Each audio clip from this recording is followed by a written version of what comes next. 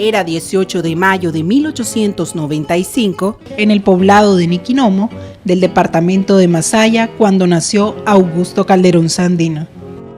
Él fue el fruto de la relación entre el cafetalero Gregorio Sandino y la campesina Margarita Calderón. Pero no hay que olvidar que el ambiente en que nace Sandino es un ambiente muy pequeño, muy reducido. El propio Sandino habla de que eran 500 chozas y 300 casas. Probablemente no tenía más allá de 2000 habitantes.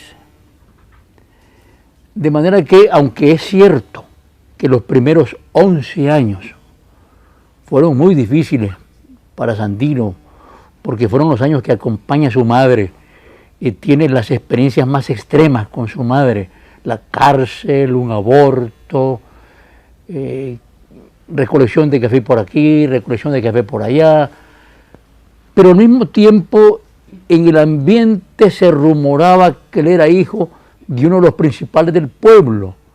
Entonces, el hecho de ser campesino y de sentir que también era hijo de alguien principal fue una contradicción que lo marcó de una forma tremenda.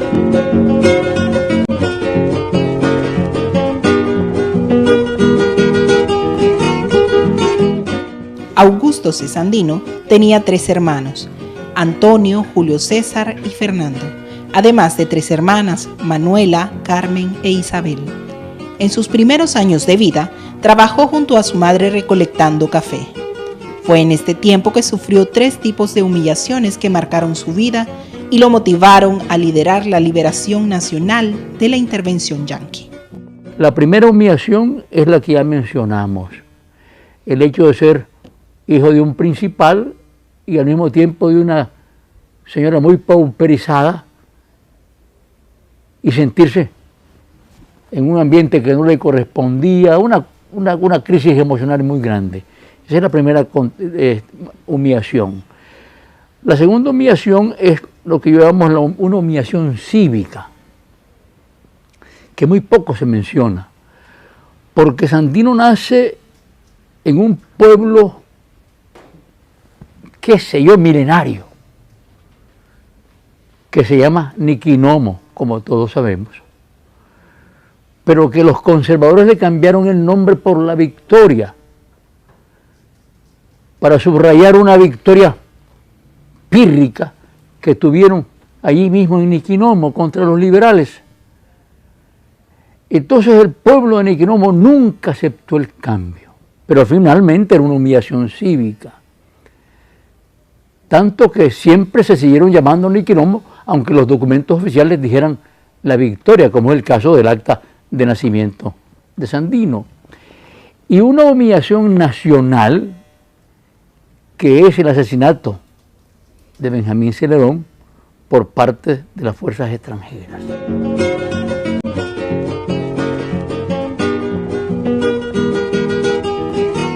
El momento de vida privada tiene 2 identidades, como Augusto Nicolás Calderón y luego como Augusto C. Sandino.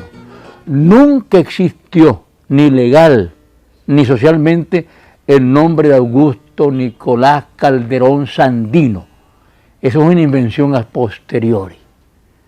Tampoco existió el nombre de Augusto César Sandino. El César se lo atribuyen los que lo admiraban.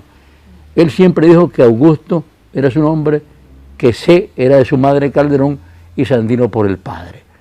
Hago esta aclaración para explicar que durante la primera etapa de vida privada, que corre desde que nace hasta 1920, cuando tiene la querella con el amigo, le pega un balazo y sale de su pueblo.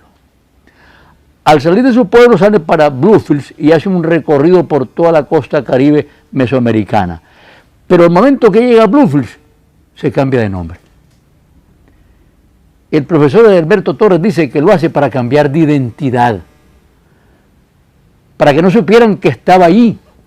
Entonces cambia de Augusto Nicolás Calderón a Augusto C. Sandino.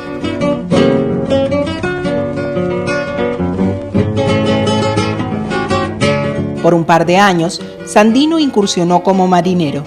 Después que llegó a Bluefields en la costa atlántica nicaragüense, siguió su ruta hacia La Ceiba, en Honduras. Luego continuó su travesía hacia Quiriguá, al sureste de Guatemala, hasta que arribó a México. En cada uno de esos lugares, trabajó con compañías extranjeras como mecánico. Imagínese usted lo que significa participar en huelgas sindicales por mejores salarios, pero sobre todo por la soberanía nacional, porque las compañías dominaban esos países, dominaban no tanto en Nicaragua, porque la compañía viene muy tardíamente a Nicaragua, y él, aunque trabaja en la Cuyamel, en Bluefields, él estaba recién instalada. También hubo una huelga en 1921 cuando estaba en Bluefields, y luego pasa a Honduras, y la cosa en Honduras fue tremenda, igual en Quiriguá, en Guatemala. De manera que hay una lucha sindical permanente, pero que es una lucha que no solamente es sindical, sino también nacional, por la soberanía nacional. En Centroamérica no era activista, pero en México sí. En México participa de los círculos de estudio, incluso, que existían en la región donde él se fincó. Hay que tomar en cuenta que él se afinca entre la frontera de Tamaulipas y Veracruz, que es el sitio donde está la parte fundamental de la industria petrolera en México, donde se dan todas las luchas sindicales. Es allí donde se forman los primeros sindicatos petroleros. Es allí donde convergen todas las ideas revolucionarias de la época, desde el bolchevismo, después comunismo, hasta el anarquismo y por supuesto el nacionalismo. De manera que en su etapa de México, que es de junio probablemente de 1923 a mayo de 1926, es una etapa de formación extraordinaria, incluso teosófica. La parte espiritual de Sandino viene de esa época. México era un semillero. México era el ambiente de México que encuentra Sandino, es el ambiente de toda revolución, donde nadie se puede excluir de la participación.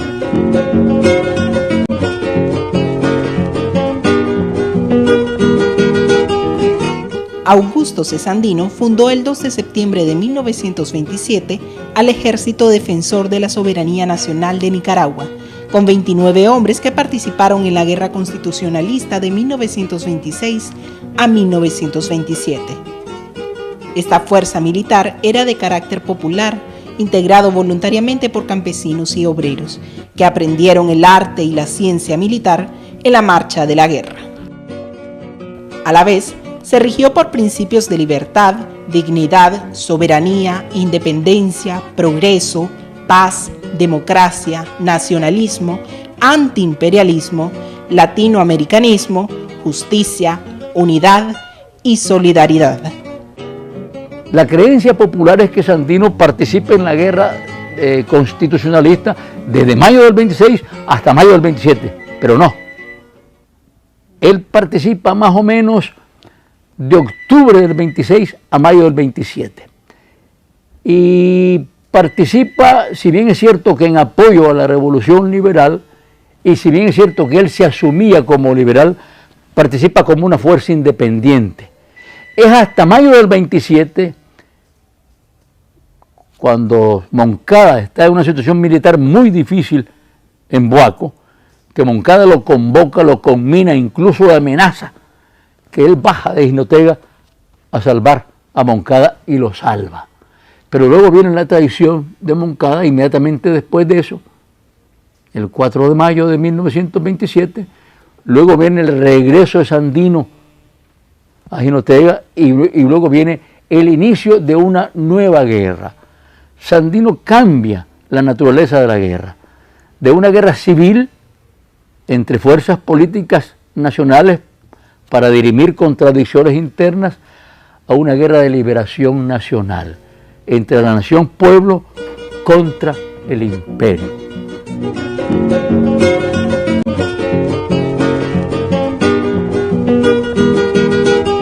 La primera cooperativa registrada en Nicaragua fue la Central de Cooperativas del Río Coco Huihuilí, siendo su fundador Augusto C. Sandino. Esta fue reconocida legalmente por el gobierno de Juan Bautista Sacasa el 19 de febrero de 1934. En memoria al precursor del cooperativismo en el país, la Asamblea Nacional aprobó en octubre del 2011 la ley que declara el 19 de febrero de cada año Día Nacional del Cooperativismo en Nicaragua. En México, la revolución se finca en dos grandes sectores, en el sector campesino y en el sector obrero. El sector campesino con la tesis de Zapata del reparto de la tierra, tierra y libertad. Y de los obreros, la organización sindical contra las compañías extranjeras y en apoyo al gobierno. Eso él trae la idea de cómo organizar, que no la completa porque está muy ocupado con la guerra, pero en 1933, que se dedica a negociar la paz, en 1933, desde finales del 32, que se dedica a negociar la paz, empieza a pensar en un proyecto de desarrollo económico propio para Nicaragua. Y como había tenido una experiencia muy cercana con los misquitos del río Coco, una situación minera, ahí sí, minera, pero también agrícola, entonces él le propone a Sacasa, que era el presidente, el desarrollo de cooperativas agrícolas y mineras. Es el proyecto de desarrollo económico nacional de Sandino, aparte del proyecto político ideológico que tenía de nacionalismo y antiimperialismo. Lo completa con las cooperativas en el río Coco.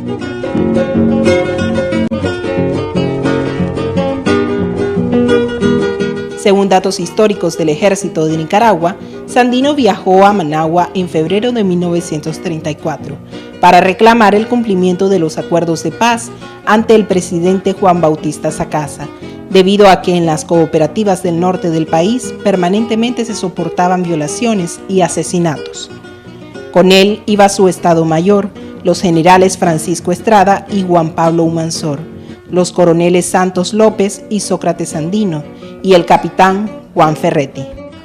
Aquí vino un señor a negociar la paz, que se llamaba, porque ya está muerto, Henry L. Stimson.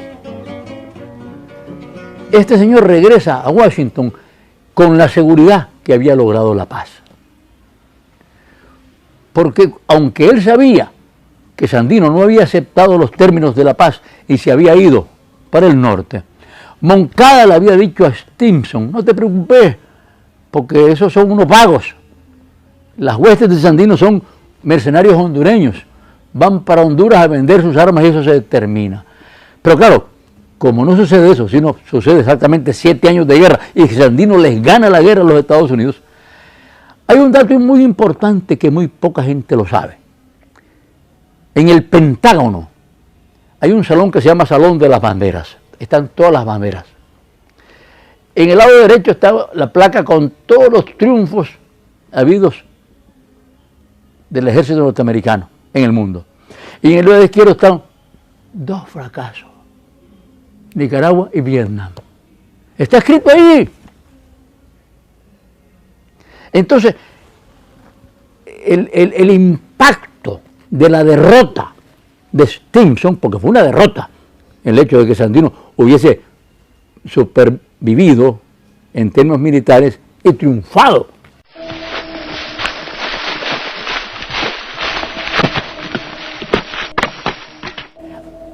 Hay una relación muy estrecha entre Stimson y Somoza, que yo le llamo el pacto Stimson-Somoza.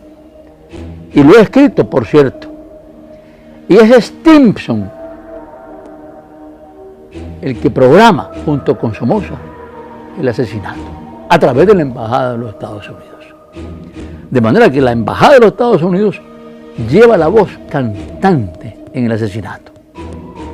Pero claro, los Estados Unidos nunca se comprometen directamente en ese tipo de trabajo sucio. Siempre se lo encargan a las fuerzas nacionales, en este caso a la Guardia Nacional y concretamente al director de la Guardia que ya era el director desde 1932. El asesinato se da bien planeado, nada, ningún cabo suelto, perfectamente bien planeado, de tal manera que cuando lo asesinan, todo el mundo sabía que se había cumplido la orden de los Estados Unidos.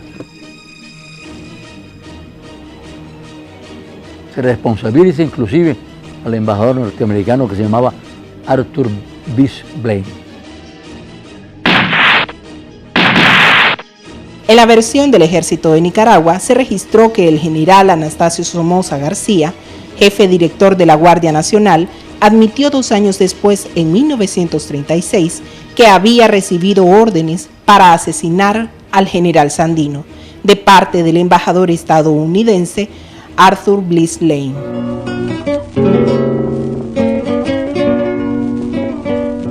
El ejército nicaragüense ha publicado sobre este asesinato que por órdenes del general Somoza García, un destacamento de la Guardia Nacional al mando del capitán Lisandro Delgadillo y del subteniente Carlos Eddy Monterrey, se llevó a Sandino, Estrada y Humansor al monte llamado La Calavera, en el campo de la Reinaga.